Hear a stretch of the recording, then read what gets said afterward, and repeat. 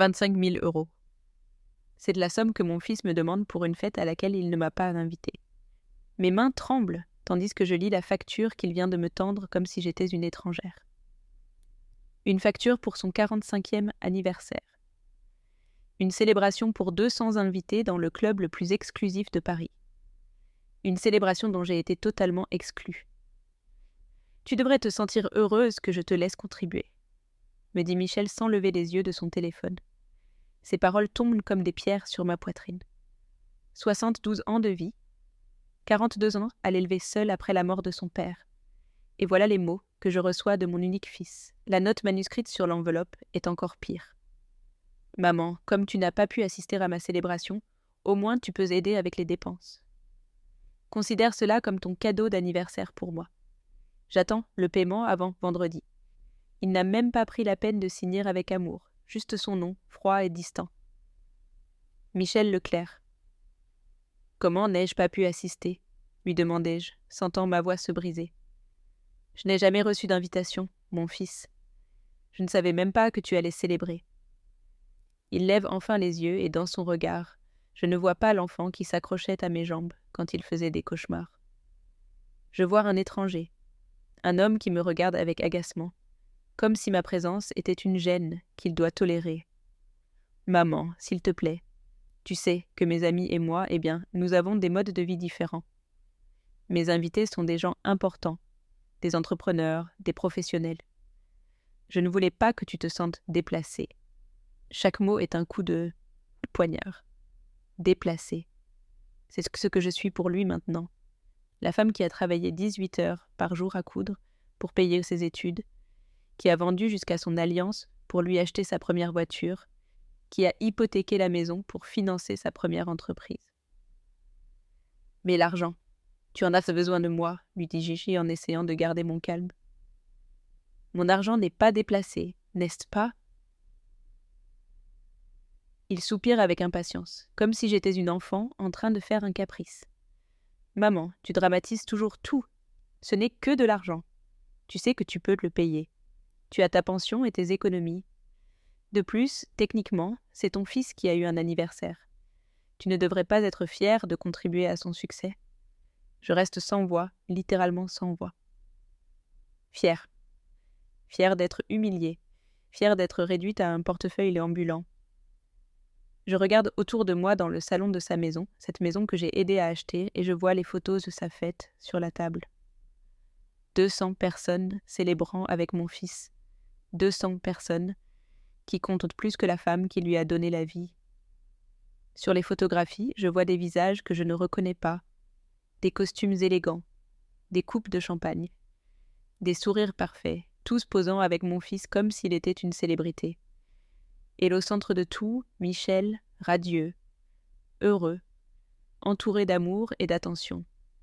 L'amour et l'attention qu'il m'a refusés, à moi, sa propre mère. Tu as dépensé 25 000 euros en une seule soirée, murmurai-je. Plus pour moi-même que pour lui. 25 000 euros que tu veux maintenant que je paye. Sais-tu combien de temps il m'a fallu pour économiser cette somme, mon fils ? As-tu idée de combien d'heures de travail cela représente ? Il me regarde avec impatience, comme si j'étais une vieille femme qui ne comprend pas comment fonctionne le monde moderne. Maman, ne sois pas dramatique. Tu as l'argent. Tu as toujours eu l'argent. Ce qui se passe, c'est que tu ne comprends pas que tu n'es plus le centre de mon univers. J'ai une vie, une image à maintenir. Mes associés, mes clients, tous étaient à cette fête. C'était un investissement dans mon avenir. Ces paroles me frappent comme des gifles. Un investissement dans son avenir. C'est ce que je suis pour lui maintenant. Pas sa mère, pas la femme qu'il a aimée inconditionnellement pendant des décennies. Juste un investissement. J'ai besoin de l'argent pour vendredi, répète-t-il en se dirigeant déjà vers la porte. Et maman, la prochaine fois, essaie de comprendre que tout ne tourne pas autour de toi. J'ai une réputation à maintenir. Il s'arrête sur le seuil et me regarde pour la dernière fois. Ah, et si tu ne peux pas payer en totalité, j'accepte des paiements partiels, mais avec intérêt. Ces dernières paroles me transpercent l'âme. Tu devrais me remercier de te laisser faire partie de mon succès, même si c'est de loin. Toutes les mères n'ont pas des filles aussi réussies. La porte se ferme et je reste seule dans son salon, tenant une facture de 25 000 € pour une fête qui célébrait mon exclusion. Le silence est assourdissant. Plus fort que n'importe quel cri, plus douloureux que n'importe quel coup. Mon propre fils, la personne pour qui j'ai tout sacrifié, vient de me transformer en une facture impayée, mais il ne sait pas que les femmes de mon âge ont appris quelque chose qu'il ne comprendra jamais. Que le silence n'est pas toujours une faiblesse, parfois c'est une stratégie. 42 ans plus tôt, quand Michel avait à peine 3 ans, la vie m'a mise à genoux. Richard, mon mari, est mort dans un accident de travail, et du jour au lendemain, je suis devenue veuve avec un petit enfant, et sans autre revenu que ma machine à coudre. Je me souviens de cette nuit comme si c'était hier. Michel pleurait sur mes genoux, demandant son papa, et je lui promettais entre les larmes qu'il ne manquerait jamais de rien. Jamais. Cette promesse est devenue ma religion. Les premières années ont été un cauchemar magnifique. Je travaillais de 5 heures du matin à 11 heures du soir, cousant des robes de mariée, des costumes pour les 15 ans, des uniformes scolaires. Mes doigts saignaient à force de coudre. Mais chaque point était pour lui. Chaque heure de sommeil perdue était pour son avenir. Quand Michel a eu 5 ans, j'avais économisé assez pour l'inscrire dans l'école privée la plus prestigieuse du quartier. Les autres enfants arrivaient en voiture de l'année. Lui arrivait en bus avec moi, mais il avait les meilleures fournitures, les meilleures chaussures, la meilleure boîte à lunch. « Maman, pourquoi travailles-tu autant ?» me demandait-il quand il me trouvait endormie sur mes tissus, attendant que je finisse pour le coucher. « Pour que tu aies tout ce que ton papa aurait voulu te donner, mon amour, » lui répondais-je toujours. Et il me serrait fort, si fort, que je sentais que tout en valait la peine, que chaque sacrifice avait un sens. Quand il a eu 10 ans, il voulait un vélo. Pas n'importe quel vélo, mais celui que son camarade de classe avait, le fils du propriétaire de la pharmacie. Cela coûtait 3 mois de mon salaire complet. J'ai vendu ma télévision, ma radio, jusqu'aux boucles d'oreilles que Richard m'avait offertes pour notre anniversaire. Mais il a eu son vélo. J'ai vu son sourire quand il l'a déballé et j'ai su que je le ferais 1000 fois encore. Les années de collège ont été les plus dures. Michel avait grandi et avec lui ses besoins. Il voulait des vêtements de marque, des chaussures importées, les mêmes choses que ses camarades riches. Il ne m'a jamais dit directement qu'il avait honte de moi, mais j'ai commencé à le remarquer. La façon dont il me demandait de ne pas venir le chercher à l'école parce qu'il devait travailler. La façon dont il évitait de me présenter à ses amis quand il venait à la maison, la façon dont il se taisait quand quelqu'un demandait ce que faisait sa mère. « C'est qu'ils ne comprennent pas, maman, » me disait-il quand je le confrontais. Ils vivent dans un monde différent. Ce n'est pas que j'ai honte de toi. C'est ce que c'est compliqué, j'essayais de comprendre. Vraiment, je pensais que c'était normal, que tous les adolescents passent par cette phase, qu'éventuellement cela lui passerait et qu'il redeviendrait mon enfant affectueux. Quand est venu le moment de l'université, j'ai hypothéqué la maison. Oui, la maison où nous avions vécu depuis sa naissance, où étaient tous nos souvenirs. La banque m'a accordé une seconde hypothèque qui m'obligeait à travailler 2 fois plus, mais Michel a pu étudier la gestion d'entreprise dans l'université la plus chère de Paris. Pendant 4 ans, je lui ai envoyé de l'argent chaque semaine pour les livres, la nourriture, les dépenses personnelles. Je vivais pratiquement d'air pour qu'il ne manque de rien. Les appels téléphoniques se sont faits de plus en plus rares. Au début, il appelait tous les jours, puis tous les 3 jours, ensuite seulement les dimanches. Je suis très occupée avec les études, maman. Les professeurs sont très exigeants. Je comprenais, j'étais fière qu'il soit si dédié. Quand il venait à la maison pendant les vacances, ce n'était plus le même enfant. Il parlait différemment, s'habillait différemment, même sa façon de marcher avait changé. « Maman, tu devrais te moderniser un peu », me disait-il en regardant ma maison avec un œil critique. « Cette décoration est très démodée et tu devrais penser à déménager dans quelque chose de plus petit, plus pratique. » Pratique. Ce mot a commencé à apparaître beaucoup dans ces conversations. Tout devait être pratique, efficace, rentable, même moi. Quand il a obtenu son diplôme, le premier de notre famille à avoir un titre universitaire. La cérémonie a eu lieu dans un grand théâtre, rempli de familles élégantes. Je me suis assise au dernier rang avec ma plus belle robe, celle que j'avais cousue spécialement pour l'occasion. Quand ils ont crié son nom, j'ai applaudi jusqu'à ce que mes mains me fassent mal. J'étais si fière que je sentais mon cœur sur le point d'exploser. Après la cérémonie, Michel m'a présenté à certains de ses camarades. « C'est ma mère », disait-il, mais il y avait quelque chose dans son ton qui me blessait. Il n'y avait pas de fierté dans ses paroles, juste une obligation, comme si c'était un devoir social qu'il devait accomplir. Ses amis me saluaient avec une courtoisie forcée, des sourires qui n'atteignaient pas leurs yeux. Je pouvais sentir qu'ils m'évaluaient, qu'ils remarquaient mes mains ridées à force de coudre. Mes vêtements modestes, ma façon de parler. Le premier emploi de Michel a été dans une entreprise multinationale. Il gagnait plus en 1 mois que ce que je gagnais en 6. J'étais euphorique. Enfin, tous les sacrifices en valaient la peine. Mon fils allait devenir quelqu'un d'important, quelqu'un de respecté. Je pensais que maintenant nous pourrions profiter ensemble de son succès, que je pourrais rencontrer ses collègues, qu'il m'inclurait dans sa nouvelle vie. Mais les visites se sont au fait encore plus sporadiques. Je travaille beaucoup, maman. Je construis ma carrière. Tu dois comprendre que je n'ai pas le temps pour les visites sociales. Visites sociales. C'est ce qu'étaient devenus pour lui mes appels, mes invitations à déjeuner, mes désirs de savoir comment il allait.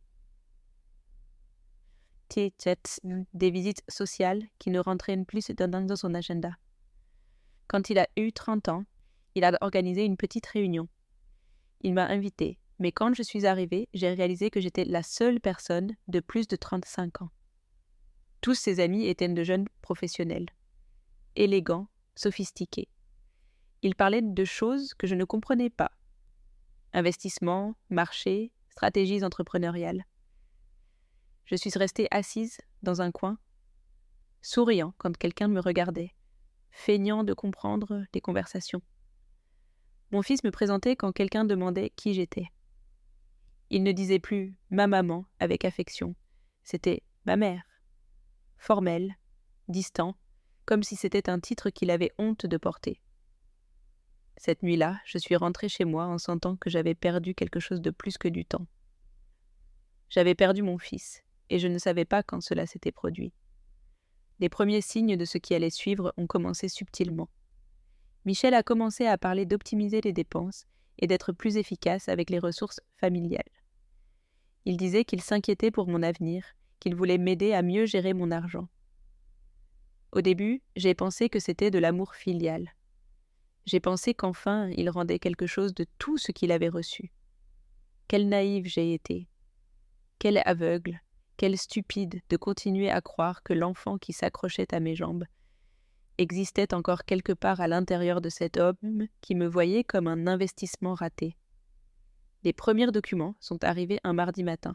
Le facteur a frappé à ma porte avec une enveloppe officielle qui portait mon nom, mais une adresse que je ne reconnaissais pas. « Madame Leclerc, vous devez signer ici », m'a-t-il dit, en me montrant une tablette électronique. J'avais signé sans trop y penser, comme j'avais toujours fait. À l'intérieur, il y avait des papiers de la banque, quelque chose à propos d'un compte de crédit que j'aurais ouvert, des chiffres que je ne comprenais pas, des termes qui me confondaient. J'ai appelé Michel cet après-midi-là. Mon fils, des papiers de la banque sont arrivés. Ils disent que j'ai un compte de crédit, mais je n'ai jamais... Sa voix m'a interrompue, calme, presque ennuyée. « Ah oui, maman, c'est parti d'un plan d'optimisation financière que je gère pour toi. Ne t'inquiète pas pour ça. » Je m'occupe de tout. Il s'occupait de tout. Quel soulagement j'ai ressenti en entendant ces mots. Mon fils réussit, mon professionnel, s'occupait de mes finances parce que j'étais trop vieille pour comprendre ces choses modernes. « Mais pourquoi ne m'as-tu pas dit ?» lui ai-je demandé. « Ma maman, ce sont des choses compliquées, des stratégies financières que tu ne comprendrais pas. L'important, c'est que je veille à ton avenir. Ne me fais-tu pas confiance ?» Cette question m'a frappé droit au cœur. Bien sûr que je lui faisais confiance. C'était mon fils, l'enfant pour qui j'avais tout sacrifié. Si je ne pouvais pas lui faire confiance, à qui alors? Les mois suivants, plus de papiers sont arrivés à ma porte, toujours avec mon nom, toujours avec des adresses différentes. Extraits bancaires de comptes que je ne me rappelais pas avoir ouverts, factures de cartes de crédit que je n'avais jamais demandées. Chaque fois que j'appelais Michel, j'obtenais la même réponse. Laisse-moi m'en occuper, maman. J'investisse ton argent pour que tu aies un meilleur avenir. Une après-midi, alors que j'organisais ces papiers dans une boîte à chaussures, j'ai trouvé quelque chose d'étrange. Une lettre adressée à moi, mais envoyée à l'adresse du bureau de Michel. Pourquoi ma correspondance allait-elle à son bureau? Quand je lui ai demandé, son explication semblait raisonnable. C'est plus sûr, maman. Dans ton quartier, on vole beaucoup le courrier. Depuis mon bureau, je m'assure que tu reçoives tout. J'ai commencé à remarquer d'autres changements petits. Michel ne demandait plus comment j'allais quand il appelait. Ses conversations étaient directes, fonctionnelles. « Est-ce que tes papiers de la banque sont arrivés? As-tu signé ce que je t'ai envoyé? As-tu déposé le chèque de ta pension ?» Nos appels étaient devenus des transactions commerciales. J'étais un actif qui devait être géré, pas ta mère. Mes amis ont commencé à faire des commentaires. Virginie, ma voisine de toujours, m'a dit un jour. « Hortense, hier j'ai vu ton Michel à la banque. Il était dans la file pour les crédits entreprises. Il est en son affaire. » Je ne savais pas quoi répondre. Michel ne m'avait jamais mentionné de plan d'expansion, mais ce n'était pas non plus quelque chose qu'il discutait régulièrement avec moi. La première fois que j'ai essayé d'aller à la banque seule a été un désastre. Je voulais vérifier mes comptes, mieux comprendre tous ces papiers qui arrivaient. L'employée, une jeune femme très aimable, m'a regardée avec confusion quand je lui ai donné mon numéro d'identification. « Madame Leclerc, je vois que vous avez plusieurs comptes avec nous, mais tous ont une autorisation de gestion pour Monsieur Michel Leclerc. »« C'est votre mari ?»« C'est mon fils, lui ai-je dit. Mais je devrais pouvoir voir mes propres comptes, n'est-ce que pas ?» La jeune femme a vérifié son ordinateur, tapant rapidement. « Oui, bien sûr que vous pouvez les voir. Ce sont vos comptes, mais je vois que vous avez signé une autorisation lui donnant le pouvoir complet sur toutes les transactions. Voici votre signature. » Elle m'a montré un écran avec ma signature, effectivement, mais je ne me rappelais pas avoir signé cela. « Quand ai-je signé ça ?» demandai-je avec la voix tremblante. « Il y a 8 mois, madame. Monsieur Leclerc vous a accompagné et a dit que c'était pour faciliter la gestion de vos finances. Ici, il est dit que vous ne vous sentez plus à l'aise pour gérer seul vos comptes. » Mes jambes ont presque cédé. Quand avais-je dit que je ne me sentais pas à l'aise? Quand avais-je demandé à Michel de gérer mon argent? Cette nuit-là, je n'ai pas pu dormir. J'ai examiné chaque papier que j'avais gardé, chaque document que j'avais signé sans le lire complètement. Mon fils avait accès total à mes comptes. Mon fils recevait ma correspondance bancaire. Mon fils avait dit à la banque que je n'étais pas capable de gérer mes propres finances. Mais quand? Comment? Pourquoi ne m'en souvenais-je pas? J'ai commencé à faire des appels. À la banque du coin, où j'avais un compte depuis 20 ans. « Madame Leclerc, votre compte a été fermé il y a 6 mois. Monsieur Michel a dit que vous vouliez consolider tous vos comptes dans une seule banque. À la coopérative, où j'avais mes économies depuis jeune. Votre argent a été transféré dans un compte d'investissement. Votre fils nous a montré les documents signés par vous. Chaque appel était un coup plus fort. Michel avait bougé mon argent, fermé mes comptes, pris des décisions en mon nom. Et j'avais tout signé, lui faisant confiance comme une mère aveugle fait confiance à son fils. Parce que c'est ce que les mères font, n'est-ce pas?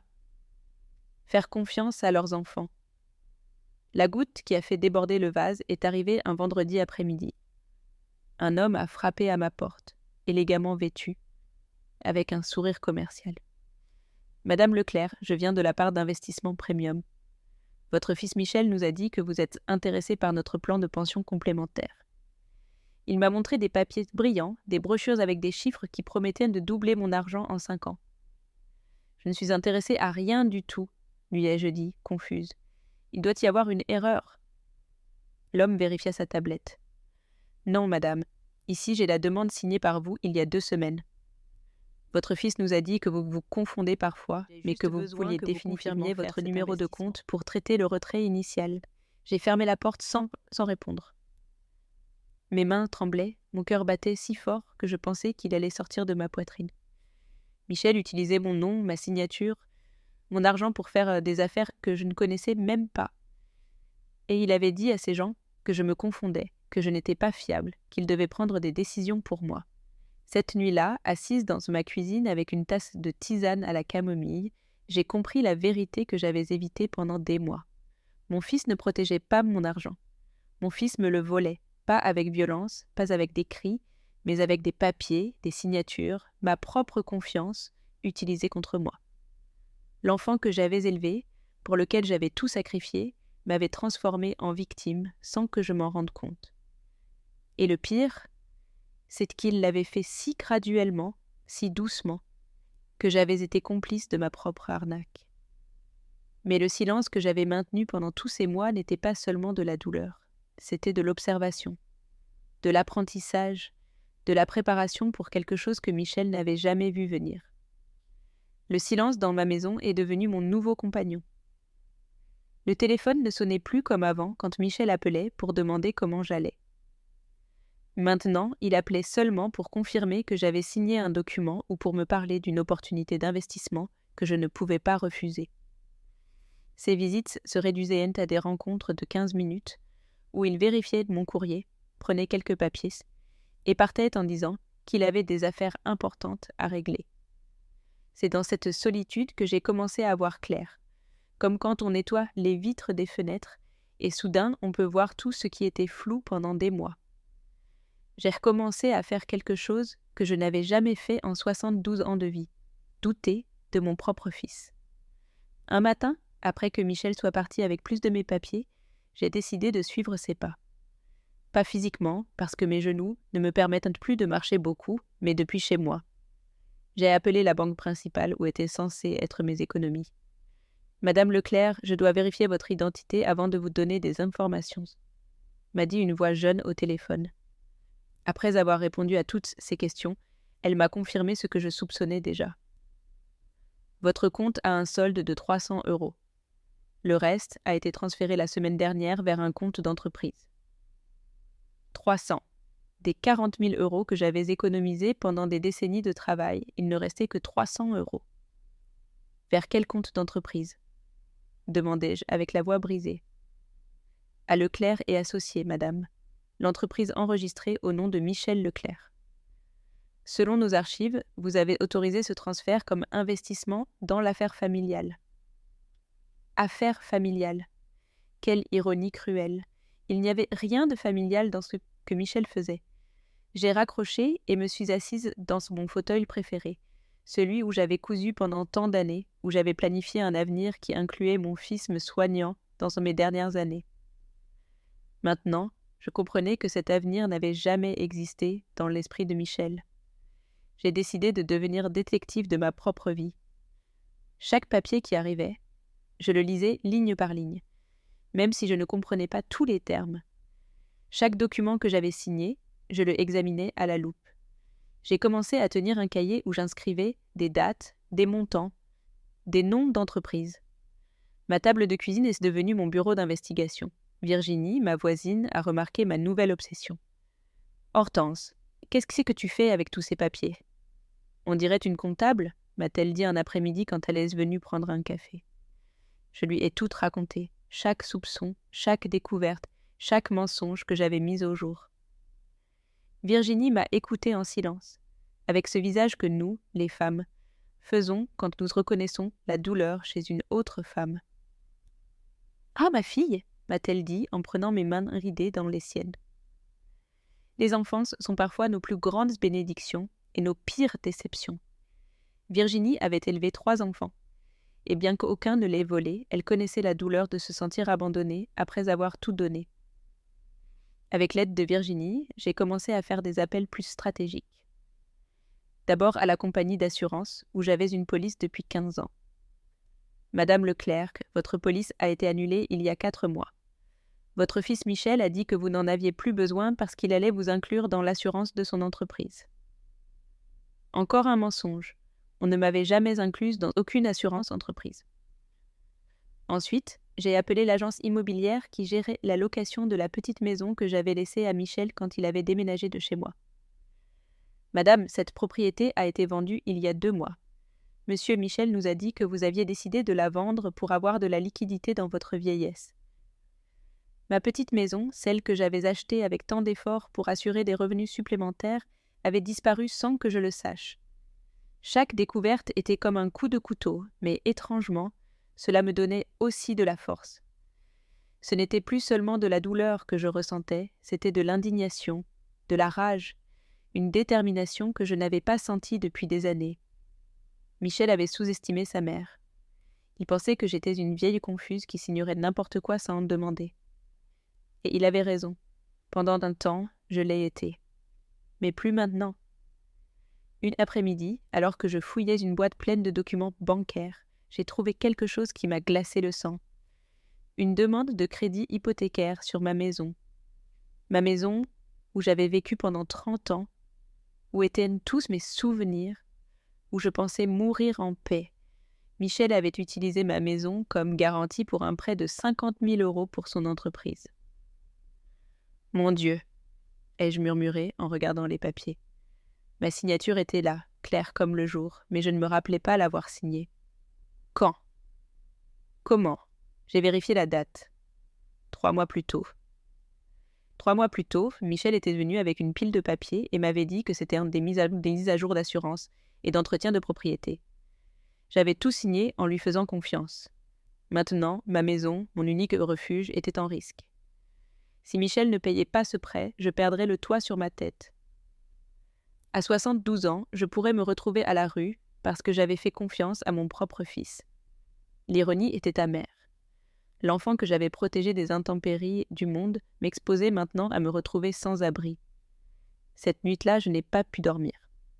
Je suis restée assise dans ma cuisine à boire du thé en pensant à toutes les années de sacrifice, à toutes les nuits où je suis restée, éveillée à coudre pour payer ses études, à toutes les fois où j'ai mangé des haricots pour qu'il puisse manger de la viande. En pensant à comment j'avais vendu mon alliance, le dernier souvenir physique de Richard, pour lui acheter sa première voiture. Et en pensant aussi à quelque chose d'autre, que je n'étais pas disposée à finir mes jours comme la victime de l'avidité de mon propre fils. Michel avait commis une erreur fatale en me sous-estimant. Il pensait que parce que j'étais sa mère, parce que je l'aimais, parce que j'avais tout sacrifié pour lui, je serais aussi capable de sacrifier ma dignité. Il se trompait. Et il était sur le point de découvrir à quel point il se trompait. Au lever du jour, j'ai pris une décision qui changerait tout. Je n'allais plus être la mère naïve qui signe sans lire. Je n'allais plus être la vieille confuse qui accepte des explications vagues. J'allais devenir quelque chose que Michel n'attendait jamais dans son pire cauchemar. Pas en criant, pas en suppliant, pas en faisant des drames, mais en investiguant, en documentant, en me préparant pour le moment parfait où toute sa maison de mensonges s'effondrerait sur lui. Et ce moment viendrait, parce que les femmes de mon âge savent quelque chose que les jeunes ambitieux comme Michel n'apprennent jamais. Que la patience n'est pas une faiblesse, c'est une stratégie. J'ai commencé à planifier ma contre-attaque, silencieuse comme un serpent, létale comme une veuve noire, protégeant la seule chose qui me restait, ma dignité. La première étape a été le cabinet d'avocats au centre de Paris. Jamais de ma vie je n'avais eu besoin d'un avocat, mais maintenant je comprenais que la naïveté avait été mon plus grand ennemi. Alexandre Valois, un homme d'une 50aine d'années, avec des yeux bienveillants, mais un regard intelligent, m'a reçu dans son bureau rempli de livres et de diplômes. Quand je lui ai raconté mon histoire, j'ai vu son expression passer de la courtoisie professionnelle à l'indignation génuine. « Madame Leclerc », m'a-t-il dit après avoir examiné tous les papiers que j'avais apportés dans 2 sacs de supermarché. « Ce que votre fils a fait s'appelle abus financier sur personne âgée. C'est un délit fédéral. » Ces paroles m'ont frappé comme un éclair. Délit. Mon fils avait commis un délit. Comment est-ce possible si j'ai tout signé ? Lui ai-je demandé avec la voix tremblante. Parce qu'il y a quelque chose qui s'appelle consentement informé, madame. Vous ne saviez pas vraiment ce que vous signiez. Votre fils a profité de votre confiance et de votre manque de connaissances financières pour vous frauder. Alexandre m'a expliqué que nous devions construire un dossier solide. Il ne suffit pas que vous disiez que vous ne saviez pas ce que vous signez. Nous avons besoin de preuves qu'il vous a trompé délibérément, qu'il a utilisé votre argent à son profit personnel, qu'il vous a manipulé émotionnellement. J'ai pris des notes dans mon cahier avec mon écriture tremblante. Chaque mot de l'avocat était un marteau construisant le cercueil des mensonges de Michel. Quel type de preuves ai-je demandé? Des registres bancaires, de la correspondance, des témoignages de témoins qui ont vu comment il vous traitait, des preuves de son mode de vie comparé aux revenus légitimes qu'il déclare dans ses impôts. Sa secrétaire m'a aidé à remplir des formulaires pour demander tous mes registres bancaires des 3 dernières années. C'était comme exhumer un cadavre douloureux, mais nécessaire. La deuxième étape a été le bureau de l'état civil. J'avais besoin d'une copie certifiée de toutes les transactions de propriété à mon nom. L'employé, une femme âgée comme moi, m'a regardé avec compassion quand je lui ai expliqué que je devais vérifier si quelqu'un avait utilisé mon identité. « Ah, madame, ces cas sont plus communs que vous ne le pensez. Souvent, ce sont les propres membres de la famille. Pendant que j'attendais les documents, je me suis assise dans la salle d'attente en pensant à toutes les fois où Michel m'avait dit que c'était trop compliqué pour que je comprenne.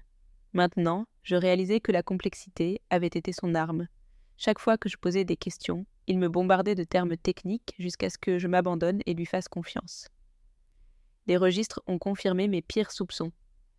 Ma petite maison de location avait été vendue pour 10 000 €. L'argent était allé directement sur le compte de Leclerc et Associés. Mais le plus douloureux a été de découvrir que Michel avait continué à percevoir le loyer pendant 6 mois après la vente, en disant au locataire que j'avais décidé de geler le prix par bonté maternelle. Du bureau de l'état civil, je suis allée directement à la banque centrale, la plus grande de la ville. J'ai demandé à parler à un superviseur, pas à un employé de guichet. « Monsieur », ai-je dit au gestionnaire, un homme chauve d'environ 40 ans. J'ai besoin de comprendre exactement ce qui s'est passé avec mes comptes au cours des 2 dernières années. Je lui ai montré mon identification et tous les papiers que j'avais collectés. Ce que j'ai découvert m'a coupé le souffle. Michel avait ouvert une ligne de crédit de 200 000 € en utilisant ma maison comme garantie, mais il avait aussi falsifié ma signature sur des documents qui déclaraient que j'avais une démence sénile et qu'il était mon tuteur légal. Comment est-ce que c'est possible que personne n'ait vérifié cela? Ai-je demandé, indignée. Madame, votre fils a présenté des documents médicaux qui semblaient légitimes, soi-disant d'un neurologue qui certifiait votre incapacité mentale. Des documents médicaux falsifiés. Michel avait falsifié des documents médicaux pour me déclarer incapable. Le fils pour qui j'avais tout sacrifié avait décidé que j'étais mentalement morte pour pouvoir me voler légalement. La trahison était si profonde que j'ai ressenti des nausées physiques. J'ai besoin de copies de tout, ai-je dit au gestionnaire. Je veux chaque document que mon fils a présenté, chaque transaction faite en mon nom, chaque communication que vous avez eue avec lui. L'homme a hoché la tête nerveusement. Je pouvais voir dans ses yeux qu'il commençait à comprendre la magnitude de la fraude qui avait eu lieu sous sa supervision. Pendant que j'attendais les copies, j'ai appelé Virginie depuis la banque. « J'ai besoin que tu m'accompagnes quelque part, lui ai-je dit. « Où, ma fille ?» m'a-t-elle demandé, au cabinet du docteur qui m'a soi-disant diagnostiqué avec la démence. Virginie est restée silencieuse un moment. « Hortense, es-tu sûre de vouloir faire ça? Plus sûre que jamais dans ma vie. » Le cabinet du supposé neurologue, le docteur Ignace Léon, s'est avéré être une clinique dentaire. La réceptionniste nous a regardés, confuse, quand je lui ai montré les documents. « Madame, il n'y a pas de docteur Léon ici. Il n'y en a jamais eu. Cette clinique est dédiée exclusivement à l'odontologie depuis 15 ans. Les documents médicaux étaient complètement falsifiés. Michel avait inventé un docteur, avait falsifié un diagnostic et avait utilisé cela pour me déclarer incapable. Virginie m'a pris le bras quand nous sommes sortis de la clinique. Ce fils à toi ne t'a pas seulement volé ton argent, Hortense, il t'a volé ta dignité, ton autonomie, ton droit à décider, de ta propre vie. Elle avait raison. Michel n'avait pas seulement été un voleur, il avait été mon bourreau légal, m'enterrant vivante pour pouvoir hériter prématurément. Cet après-midi-là, de retour chez moi, j'ai étalé tous les documents sur ma table de cuisine. J'avais des preuves irréfutables. Registres bancaires montrant des transferts non autorisés, documents médicaux falsifiés, propriétés vendues sans mon réelle connaissance, lignes de crédit ouvertes frauduleusement. C'était comme avoir la carte complète de ma propre destruction financière, mais c'était aussi quelque chose d'autre. La carte de la destruction de Michel, parce que chaque document faux qu'il avait créé était une preuve d'un délit. Chaque mensonge qu'il avait dit aux banques était une fraude. Chaque signature qu'il avait falsifiée était un crime fédéral. Alexandre avait raison. Ce que Michel avait fait n'était pas seulement immoral, c'était criminel. Et maintenant, j'avais des preuves pour le démontrer. Le problème était de décider comment les utiliser. Devais-je aller directement à la police? Le confronter d'abord? Simplement récupérer mon argent et couper tout contact pour toujours? Pendant que je préparais ma tisane à la camomille cette nuit-là, j'ai décidé qu'aucune de ces options n'était suffisante. Michel avait orchestré mon humiliation systématiquement, étape par étape, pendant des années. Il avait planifié de me voler non seulement mon argent, mais ma dignité, mon autonomie, mon droit à exister comme une personne capable. Son châtiment devait être aussi systématique, aussi public, aussi humiliant. Je n'allais pas lui crier dessus, ni faire des scènes dramatiques. J'allais utiliser ses propres armes contre lui. La patience, la planification et l'exécution froide et calculée. Michel avait commis l'erreur de croire que, parce que j'étais sa mère, je le pardonnerais toujours. Il avait parié toute sa stratégie sur le fait que mon amour maternel était plus fort que mon instinct de survie. Il se trompait, et il était sur le point de découvrir à quel point il se trompait. Pendant que je passais mes jours à collecter des preuves de la trahison de mon propre fils, lui vivait comme un roi. Ses réseaux sociaux étaient un défilé constant de luxe et d'ostentation.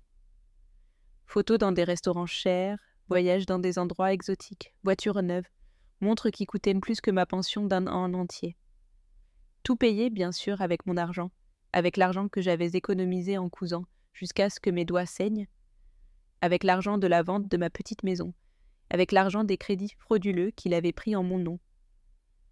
Virginie m'avait appris à utiliser Facebook sur son téléphone, et maintenant j'étais devenue une espionne digitale de mon propre fils.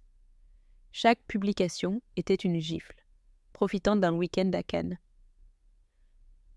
La vie est belle quand on travaille dur, écrivait-il à côté d'une photo où il posait avec une coupe de champagne qui coûtait probablement ce que je dépensais en nourriture en une semaine. Travailler dur. Quel concept intéressant avait Michel du travail dur. Ses amis commentaient ses photos avec admiration. Quel succès tu as, ce Michel. Tu mérites tout, Amma, frère. Inspiration d'entrepreneur. S'ils savaient que leur inspiration d'entrepreneur avait construit son empire en volant sa mère, de 72 ans, l'admireraient-ils encore? Mais bien sûr, cela faisait partie du plan de Michel. Projeter une image de succès légitime, tout en cachant la source réelle de sa richesse. Un après-midi, Virginie était venue chez moi avec des nouvelles fraîches des réseaux sociaux. « Hortense, tu dois voir ça », m'a-t-elle dit en me montrant son téléphone. Michel avait publié une réflexion qui m'a retourné l'estomac. Parfois, il faut prendre des décisions difficiles dans la vie. S'éloigner de la négativité, des personnes qui te limitent, des relations toxiques qui ne te permettent pas de grandir. Reconnaissant d'avoir la force de choisir mon propre chemin. Relations toxiques. C'est ce que j'étais pour lui maintenant. La mère qui avait tout sacrifié pour son avenir était maintenant une relation toxique dont il devait s'éloigner. Les commentaires de ses followers étaient encore pires. Bien joué de poser des limites. La famille toxique est la plus dure à couper, mais c'est nécessaire pour grandir. Inspirant, Michel. Tout le monde n'a pas le courage de se choisir soi-même. Poétique de décrire le vol de sa propre mère. Je me demandais si l'un de ses followers savait que la négativité dont il s'était éloigné était la femme qui lui avait donné la vie, que les limitations qu'il avait coupées éteintes les valeurs d'honnêteté et de gratitude que je lui avais enseignées. Que la croissance qu'il célébrait avait été construite sur mes économies de toute une vie. Mais les publications les plus douloureuses étaient les motivationnelles. Michel était devenu une sorte de gourou du succès entrepreneurial sur ses réseaux sociaux. Le succès n'arrive pas seul. Il nécessite de la vision, de la stratégie et le courage de prendre des décisions que les autres ne comprennent pas. Décisions que les autres ne comprennent pas, comme falsifier des documents médicaux pour déclarer sa mère incapable mentalement, comme lui voler ses économies de toute une vie, comme hypothéquer sa maison sans qu'elle le sache. Ses followers l'adoraient. Il avait construit une audience de jeunes entrepreneurs qui voyaient en lui un modèle. Quel est ton secret, Michel? Comment as-tu atteint tant de succès si jeune? Quel conseil donnerais-tu à quelqu'un qui commence? Si j'avais pu répondre à ces questions, je leur aurais dit « Son secret, c'est de voler sa mère. » Son succès, il l'a obtenu en falsifiant des documents. Son conseil serait de trouver un membre de la famille vulnérable et de l'escroquer systématiquement. Un matin, alors que je regardais ses réseaux avec Virginie, nous avons trouvé quelque chose qui m'a mise en rage plus que tout le reste. Michel avait publié une photo de lui, signant des papiers dans un bureau élégant avec le texte suivant. Officialisant l'expansion de Leclerc et Associés. Quand on a une base solide et des principes clairs, la croissance est inévitable. Reconnaissant envers la vie pour les opportunités qui se présentent quand on travaille avec honnêteté et dévouement. Honnêteté et dévouement. L'homme qui avait falsifié ma signature, qui avait menti aux banques sur ma santé mentale, qui avait vendu ma propriété sans mon connaissance, parlait d'honnêteté et de dévouement. L'hypocrisie était si flagrante que cela en était presque risible.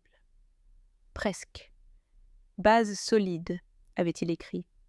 Sa base solide était l'argent qu'il m'avait volé. Les principes clairs étaient la tromperie et la manipulation. Les opportunités qu'il célébrait étaient celles qu'il avait créées en détruisant ma sécurité économique. Virginie a fait remarquer mon expression et m'a pris la main. « Hortense, ça te fait du mal. Tu ne devrais pas continuer à regarder ces choses. » Mais je savais que je devais les voir.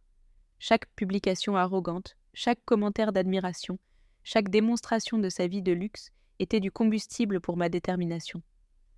Michel ne m'avait pas seulement volé, il m'avait remplacé. Il avait décidé qu'il n'avait plus besoin de moi et avait procédé à m'effacer de sa vie tout en utilisant mon argent pour construire sa nouvelle identité. Mais il y avait quelque chose d'autre dans ces publications qu'il ne voyait pas, quelque chose que seule une mère peut reconnaître. Derrière toute cette ostentation, toutes ces réflexions philosophiques sur le succès, il y avait de la désespérance. Michel travaillait trop dur pour convaincre le monde et lui-même qu'il était un homme réussi par ses propres mérites. Chaque publication était un cri demandant de la validation. Chaque photo luxueuse était une tentative de cacher la vérité. Que tout ce qu'il avait, il l'avait volé. C'était pathétique, vraiment. Un homme de 45 ans qui avait besoin de l'approbation constante d'étrangers sur Internet pour se sentir valable. Un supposé entrepreneur réussi qui avait construit son empire sur la fraude et la trahison familiale.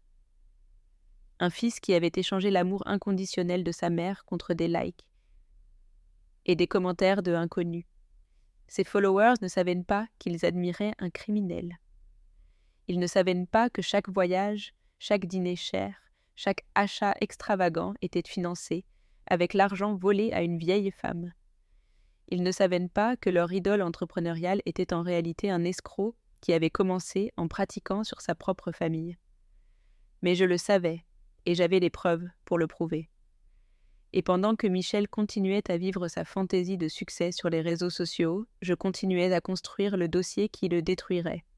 Chaque jour qui passait, chaque nouvelle publication arrogante, chaque démonstration de sa vie de luxe volé, rendait seulement plus douce la vengeance qui approchait. Parce que Michel avait commis une erreur fondamentale. Il avait supposé que je resterais silencieuse pour toujours, que mon amour maternel était plus fort que mon instinct de justice, qu'il pouvait m'humilier, me voler et m'abandonner sans conséquence, parce que les mères pardonnent toujours. Il était sur le point d'apprendre qu'il se trompait terriblement, et cette leçon allait être très, très publique. L'événement parfait est arrivé comme un cadeau du destin. Michel avait promu pendant des semaines sur ses réseaux sociaux la grande inauguration des nouveaux bureaux de Leclerc et Associés. Un événement exclusif pour 200 invités. Clients, partenaires, entrepreneurs importants de Paris, journalistes d'affaires. La célébration de son succès entrepreneurial, la consécration publique de tout ce qu'il avait construit avec mon argent volé. « C'est l'opportunité parfaite », m'a dit Alexandre quand je lui ai parlé de l'événement. Exposition publique maximale, tous ses contacts présents. Presse spécialisée. Quand nous révélerons la vérité là-bas, il ne pourra pas se cacher ni inventer d'excuses. Nous avions tout préparé pendant des semaines. Documents légaux, preuves bancaires, registres médicaux falsifiés, témoignages d'employés de banque qui avaient traité les transactions frauduleuses. Le plan était simple, mais dévastateur. Je n'allais pas y romper en criant comme une vieille hystérique. Je n'allais pas faire des scènes dramatiques que Michel pourrait balayer comme des épisodes de démence sénile. J'allais arriver invitée, élégante, avec toute la documentation légale nécessaire pour détruire son monde de mensonges devant toutes les personnes qui comptaient dans sa vie professionnelle. Virginie avait insisté pour m'accompagner. « Tu ne vas pas faire ça seule, Hortense. Après 40 ans de voisinage, j'ai le droit de voir comment tu donnes son dû à ce misérable. » Elle avait mis sa plus belle robe, la bleu marine qu'elle gardait pour les mariages et les enterrements. Moi, j'ai mis le tailleur que j'avais cousu il y a 5 ans pour la remise de diplôme de Michel, le dernier événement auquel il m'avait invité avec fierté. Nous sommes arrivés exactement à 7 heures du soir, 1 heure après le début de la réception. La salle était pleine de gens élégants, de coupes de champagne, de canapés sophistiqués. Michel était au centre de la salle, radieux, recevant des félicitations et posant pour des photos avec des entrepreneurs importants. Il avait l'air si sûr de lui, si triomphant. Il n'avait aucune idée que son monde était sur le point de s'effondrer. Quand il m'a vu entrer, son visage s'est transformé. Le sourire s'est figé, la couleur a quitté son visage. Il s'est approché rapidement, essayant de m'intercepter avant que j'atteigne la zone principale. « Maman, qu'est-ce que tu fais ici ? Je ne me souviens pas de t'avoir invité. » Sa voix était tendue, contrôlée, mais je pouvais voir la panique dans ses yeux. « Tu as raison, mon fils, » lui ai-je dit avec un sourire serein. « Tu ne m'as pas invité, mais comme je suis l'associé principal de ton entreprise, j'ai pensé que j'avais le droit d'être ici. » Haute. Michel m'a regardé, confus. Associé principal. « Maman, de quoi parles-tu ? De l'argent que tu as utilisé pour fonder cette entreprise, Michel. Des 200 000 € que tu as sortis de mes comptes, de la petite maison que tu as vendue sans ma permission, de l'hypothèque que tu as mise sur ma maison. Cela ne fait-il pas de moi ton associé principal ? » Les gens autour ont commencé à prêter attention. Les conversations se sont éteintes progressivement. Michel essayait de garder son calme, mais il suait visiblement. « Maman, je pense que tu es confuse. Pourquoi n'allons-nous pas parler en privé ? » « Non, mon fils, je suis fatiguée de parler en privé. Il est temps de parler en public. » Je me suis dirigée vers la petite estrade où se trouvait le microphone que Michel avait utilisé pour son discours de bienvenue. Virginie m'a suivie, portant le dossier avec tous les documents. La salle s'est faite silencieuse absolue. Tous les regards étaient sur moi. Michel essayait de monter sur l'estrade, mais Alexandre est apparu de la foule et lui a montré une ordonnance judiciaire qui l'obligeait à garder ses distances. « Bonsoir », ai-je dit au microphone avec la voix la plus ferme possible. « Mon nom est Hortense Leclerc et je suis la mère de Michel Leclerc. » Des murmures de confusion se sont répandus dans la salle. Je viens ici ce soir parce que je crois qu'il est important que vous tous sachiez comment cette entreprise que vous célébrez a vraiment été construite. Michel a essayé de s'approcher à nouveau, mais 2 officiers de police qu'Alexandre avait coordonnés l'en ont empêché. Mon fils vous a dit qu'il est un entrepreneur réussi, un visionnaire qui a construit sa fortune avec du travail dur et des principes solides. Je suis ici pour vous dire la vérité. J'ai sorti le premier document du dossier. Voici un registre bancaire qui montre comment Michel a transféré 40 000 € de mes économies de toute une vie vers son compte d'entreprise, en utilisant des documents qui déclaraient faussement que j'avais une démence sénile. Un murmure de choc a traversé la salle. Les caméras des journalistes ont commencé à cliquer. Celui-ci, ai-je dit en montrant le papier suivant, est l'acte de vente de ma propriété de location, vendu pour 10 000 € sans mon réelle connaissance. L'argent est allé directement à financer ce bureau que nous inaugurons. Michel ressemblait à un animal acculé. Il criait quelque chose sur des malentendus et de la confusion sénile, mais personne ne lui prêtait attention. Et celui-ci, ai-je continué en levant le document le plus dévastateur, est le registre du supposé diagnostic médical que mon fils a présenté aux banques pour justifier qu'ils prennent le contrôle de mes finances. Un diagnostic signé par un docteur qui n'existe pas, d'une clinique qui ne m'a jamais examiné, me déclarant mentalement incapable pour qu'il puisse me voler légalement. Le silence dans la salle était sépulcral. Exécutifs importants, partenaires commerciaux, journalistes. Tous regardaient Michel avec des expressions d'horreur et de dégoût. Son image d'entrepreneur réussi s'effondrait en temps réel, sous les yeux de tous ceux qui étaient venus célébrer son succès. Pendant 42 ans, ai-je dit avec la voix brisée mais ferme, je me suis sacrifié pour mon fils. J'ai travaillé 18 heures par jour pour payer ses études. J'ai vendu jusqu'à mon alliance pour lui acheter sa première voiture. J'ai hypothéqué ma maison pour financer sa première entreprise. Et voilà comment il me l'a rendu. En me volant, en mentant sur ma santé mentale, en m'excluant de sa vie parce qu'il me considérait comme un obstacle à son image publique. Des larmes coulaient sur mon visage, mais ma voix ne tremblait pas. Je ne viens pas ici chercher de la compassion, je viens chercher la justice. Parce que tout ce que vous célébrez ce soir, chaque euro investi dans cette entreprise, chaque actif de Leclerc et Associés, a été construit avec de l'argent volé à une femme âgée de 72 ans. Michel a enfin explosé. Elle est folle. Tout ce qu'elle dit sont des mensonges d'une vieille amère qui ne peut pas accepter que son fils soit réussi. Mais ses cris désespérés ne faisaient que confirmer la véracité de mes accusations. Les gens s'éloignaient de lui comme s'il était radioactif. Alexandre est monté sur l'estrade et a pris le microphone. « Mesdames et messieurs, je suis l'avocat de Madame Leclerc. Ce soir, nous avons déposé une plainte criminelle contre Michel Leclerc pour fraude, falsification de documents, abus financiers sur personnes âgées et appropriation indue. Tous les comptes bancaires de Leclerc et Associés ont été gelés par ordonnance judiciaire. Cette entreprise était construite sur des activités criminelles. La salle a explosé en chaos. Journalistes criant des questions, entrepreneurs sortant précipitamment, partenaires commerciaux exigeant des explications. Michel était au centre de tout, complètement brisé, voyant son monde de mensonges s'effondrer en quelques minutes. Mais je ne le regardais plus. Je regardais Virginie, qui pleurait d'émotion et de fierté. Je regardais Alexandre, qui souriait avec satisfaction professionnelle. Je regardais toutes les personnes qui étaient venues célébrer le succès de mon fils et qui connaissaient maintenant la vérité sur comment il l'avait obtenu. Je n'avais pas crié, je ne m'étais pas abaissée, je n'avais pas perdu mon sang-froid. J'avais simplement présenté la vérité avec des documents, des preuves, avec la dignité que Michel avait essayé de me prendre. Son châtiment avait commencé, et il était parfait. Les jours suivant l'exposition ont été comme voir un château de cartes s'effondrer au ralenti. La nouvelle s'est répandue comme une traînée de poudre dans toute la ville.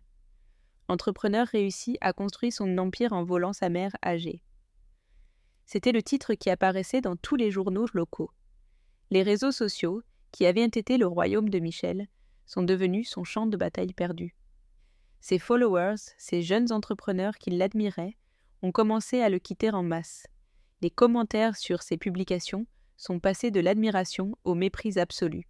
« Tu es une honte, je n'arrive pas à croire que j'ai admiré quelqu'un comme toi. Voler sa propre mère, quel genre de monstre es-tu » Chaque commentaire était comme un coup de poignard public à son ego gonflé.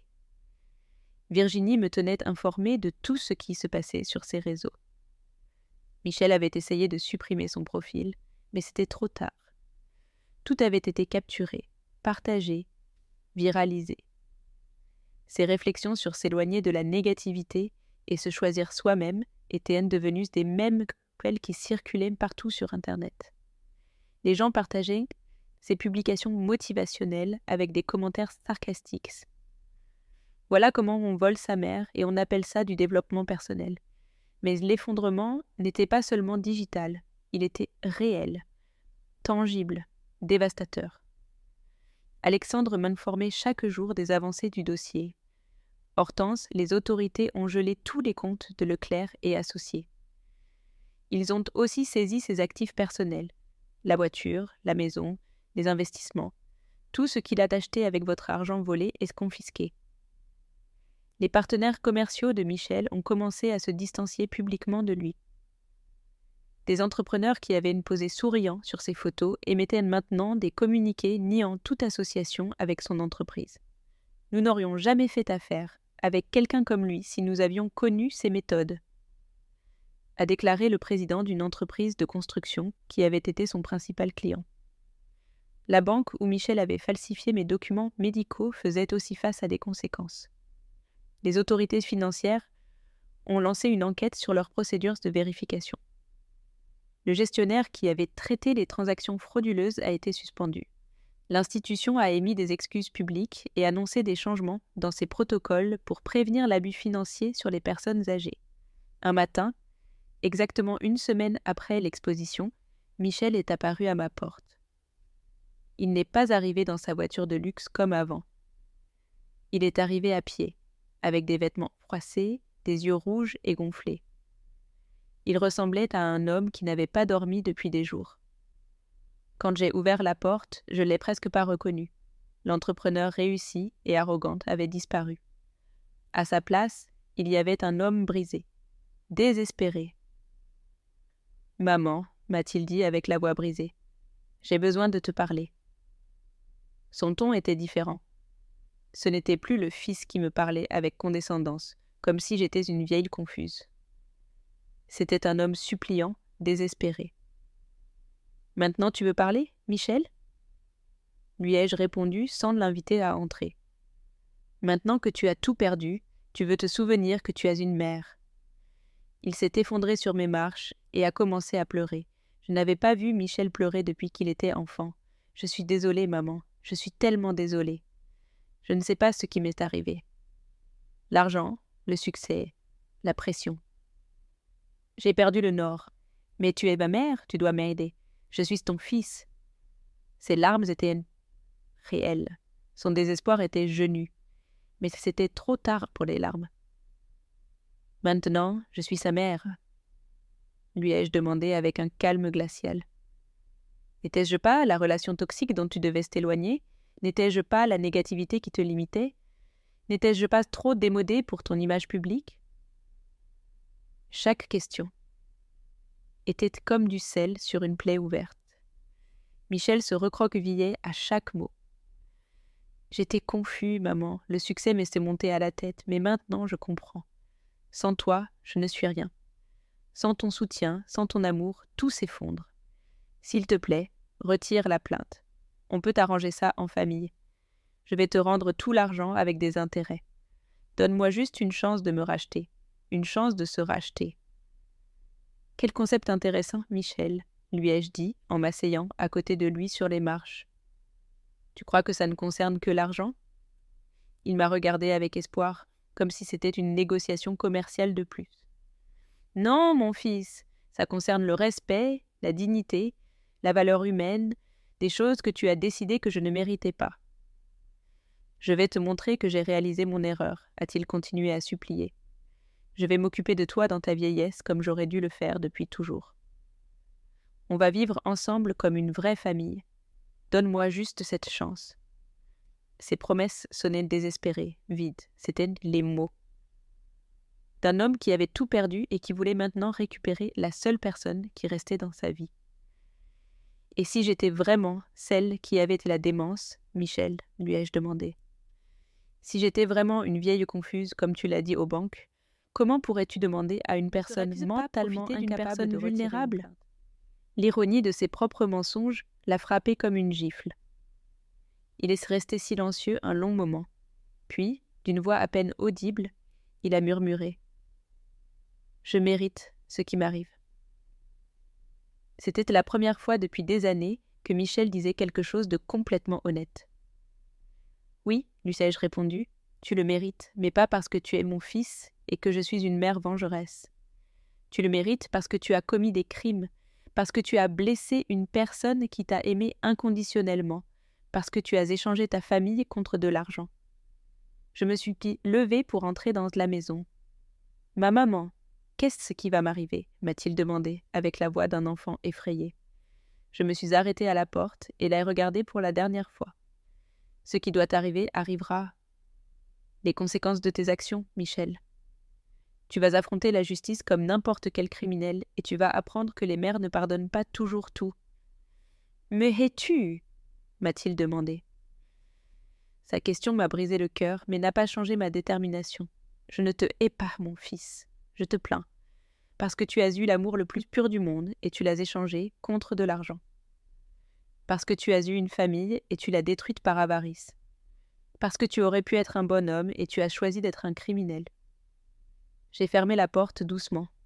À travers la fenêtre, je l'ai vu rester assis sur les marches pendant 1 heure, pleurant comme l'enfant qu'il avait été. Ensuite, il s'est levé et est parti en marchant, les épaules voûtées, vaincu.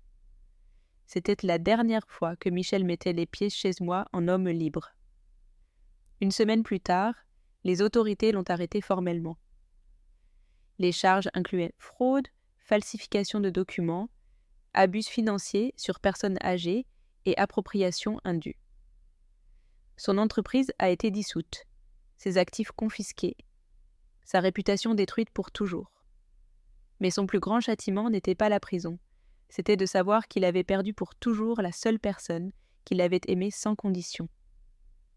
Il avait échangé sa mère contre de l'argent, et maintenant il n'avait ni mère ni argent, seulement la solitude, la honte et le poids de ses propres décisions. La justice était arrivée, froide, calculée et complètement méritée. 6 mois après le jugement, j'ai déménagé dans une petite maison en banlieue de Paris. Pas parce que je devais, mais parce que je le voulais. Le tribunal avait ordonné la restitution complète de mon argent avec dommages et intérêts. Michel avait été condamné à 5 ans de prison et au paiement d'une amende qui le garderait endetté pour des décennies. Mais le plus important, c'était que j'avais récupéré quelque chose que je pensais avoir perdu pour toujours. Ma dignité. La petite maison était parfaite pour une femme de 73 ans qui avait enfin appris à vivre pour elle-même. 3 chambres, un petit jardin où je pouvais planter mes herbes, une cuisine avec une fenêtre donnant sur le lever du soleil. Pour la première fois en décennies, chaque décision dans ma vie était la mienne. Chaque euro que je dépensais était à moi. Chaque jour que je vivais était pour moi. Pas pour me sacrifier pour quelqu'un d'autre. Virginie venait me rendre visite tous les mercredis. Nous prenions le thé dans mon jardin, parmi les plantes de camomille et de menthe que j'avais semées de mes propres mains. « Regrettais-tu quelque chose, Hortense » m'a-t-elle demandé un après-midi pendant que nous regardions les fleurs commencer à éclore. « Seulement d'une chose, lui ai-je répondu, d'avoir mis si longtemps à réaliser ma propre valeur. » Alexandre était aussi devenu un ami. Son cabinet se spécialisait maintenant dans les cas d'abus financiers sur personnes âgées, inspiré par mon histoire. « Vous avez changé ma perspective sur ce type de cas, » m'a-t-il dit lors d'une de ses visites. Voir votre force, votre détermination m'a fait comprendre que les victimes ne sont pas toujours fragiles. Parfois, ce sont des guerrières qui ont juste besoin des bonnes armes. Mon histoire était devenue connue dans toute la région. Journaux, émissions de radio, organisations pour les droits des personnes âgées m'invitaient à raconter mon expérience. Au début, j'avais honte de parler en public, mais ensuite, j'ai compris que mon témoignage pouvait aider d'autres femmes dans des situations similaires. Ne restez pas silencieuses, leur disais-je toujours. Le silence ne protège que ceux qui vous blessent. Un matin, pendant que j'arrosais mes plantes, j'ai reçu un appel inattendu. C'était le directeur de la prison où se trouvait Michel. « Madame Leclerc, votre fils demande à vous voir. Il a écrit plusieurs lettres pour demander une visite. Seriez-vous intéressée ?» Je suis restée silencieuse un moment, écoutant le son de l'eau tombant sur les feuilles vertes. « Non, ai-je enfin répondu. Je ne suis pas intéressée. Ce n'était pas de la cruauté, c'était de l'autoprotection. Michel avait perdu le droit à mon temps, à mon énergie émotionnelle, à ma présence. Il avait choisi d'être un étranger quand il m'avait volé ma dignité. Maintenant, il devrait vivre avec les conséquences de ce choix. Les lettres sont arrivées quand même, des enveloppes écrites de l'écriture que j'avais vu grandir depuis qu'il était enfant, maintenant transformées en supplications d'un homme brisé. Je ne les ouvrais pas. Je les gardais dans une boîte avec tous les documents du dossier, mais je ne les lisais pas. Pas parce que j'étais cruelle, mais parce que j'avais appris quelque chose de fondamental. Le pardon ne signifie pas se réexposer aux dommages. Un après-midi, pendant que je cuisinais mon dîner préféré, un ragoût simple que je n'avais pas pu savourer depuis des années parce que j'étais toujours inquiète pour l'argent, j'ai réfléchi à tout ce que j'avais vécu. Michel avait voulu me détruire parce qu'il pensait que ce serait facile, parce que j'étais sa mère, parce que les mères pardonnent toujours, parce que notre amour est inconditionnel. Il s'était trompé sur quelque chose de crucial. L'amour inconditionnel ne signifie pas accepter l'abus inconditionnellement. Pendant 73 ans, j'avais vécu pour les autres. Pour Richard quand il était en vie. Pour Michel après la mort de son père. J'avais mesuré ma valeur par ce que je pouvais donner, par mon utilité, par combien je pouvais sacrifier. Maintenant, pour la première fois de ma vie, j'avais appris que ma valeur ne dépendait pas de mon utilité pour les autres. Je valais la peine simplement par le fait d'exister, d'avoir survécu, d'avoir trouvé la force de me défendre. Mes jours avaient désormais un rythme différent. Je me levais quand je voulais, pas quand le travail l'exigeait. Je cuisinais ce que j'aimais, pas ce que je pouvais me permettre. J'achetais des livres, quelque chose que je n'avais jamais pu faire, parce que chaque euro extra était pour Michel. Je lisais des histoires de femmes courageuses, de survivantes, de personnes qui avaient trouvé la force de se reconstruire après la trahison. Un an après le jugement, j'ai décidé d'écrire ma propre histoire. Pas pour la publier, mais pour moi. Pour avoir un enregistrement de comment une femme de 72 ans avait trouvé le courage de affronter son propre fils, pour me souvenir de chaque étape du processus, de l'humiliation initiale à la victoire finale. Pour ne jamais oublier que j'avais été capable de me lever quand tout semblait perdu. La dernière page de mon cahier, je l'ai écrite par un après-midi de printemps, assise dans mon jardin, avec l'arôme des herbes que j'avais plantées remplissant l'air. Aujourd'hui, j'ai compris que la vraie justice n'est pas la vengeance. C'est la paix que l'on ressent quand on récupère sa dignité. C'est de se réveiller chaque matin en sachant que personne ne peut vous enlever le respect que vous avez pour vous-même. La fin de mon histoire n'était pas sur Michel recevant son châtiment, c'était sur moi trouvant ma liberté. Pas la liberté de faire ce que je voulais, mais la liberté de me valoriser moi-même. De poser des limites, de dire non, de choisir qui méritait mon temps et mon amour.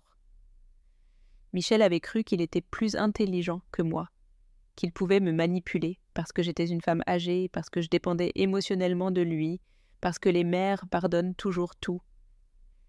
Il avait sous-estimé quelque chose de fondamental, que les femmes de ma génération survivent parce qu'elles ont appris à être fortes, que derrière chaque grand-mère apparemment fragile se cache une guerrière qui a affronté des pertes, des trahisons et des douleurs que les jeunes ne peuvent même pas imaginer. Cet après-midi-là, pendant que le soleil se couchait sur mon jardin, j'ai fermé mon cahier et souri, pas avec amertume, mais avec paix.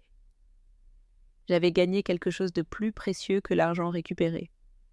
J'avais gagné ma propre liberté. La liberté de vivre sans peur, sans culpabilité, sans le besoin de justifier mon existence devant quiconque. Michel avait perdu plus que sa fortune et sa liberté. Il avait perdu l'opportunité de connaître la femme extraordinaire qu'était sa mère. Il avait perdu des années d'histoire, de sagesse, d'amour genu. Il avait échangé de l'or vrai contre du toc, et maintenant il devrait vivre avec cette perte. Je vivrais avec le gain de m'être trouvée moi-même à 73 ans, avec le gain d'avoir appris qu'il n'est jamais trop tard pour se défendre, avec le gain de savoir que l'amour-propre est plus puissant que n'importe quel amour, que l'on m'en dit des autres. J'ai fermé la porte de ma petite maison cette nuit-là, pas par peur mais par choix, pas pour me protéger du monde, mais pour créer un espace où n'entrait que ce qui m'apportait la paix. J'avais appris la leçon la plus importante de ma vie. que fermer la porte n'est pas de la cruauté quand c'est nécessaire pour préserver sa dignité. C'est ma victoire. Ne pas être devenu comme lui. Ne pas avoir répondu à la haine par la haine, à la trahison par la trahison. Avoir trouvé la justice sans perdre mon humanité. Avoir récupéré mon argent sans perdre mon âme. Et surtout avoir appris que le silence n'est pas une faiblesse quand il est stratégique, que la patience n'est pas de la passivité quand elle est préparation. Que les mères peuvent aimer inconditionnellement sans accepter l'abus inconditionnel. C'est la vraie justice. Vivre en paix avec la certitude d'avoir fait ce qui était juste, même si cela faisait mal. Que l'on a défendu sa dignité, même si cela coûtait de perdre un fils, que l'on a choisi de se respecter soi-même, même si cela signifiait rester seul. Je ne suis pas seule.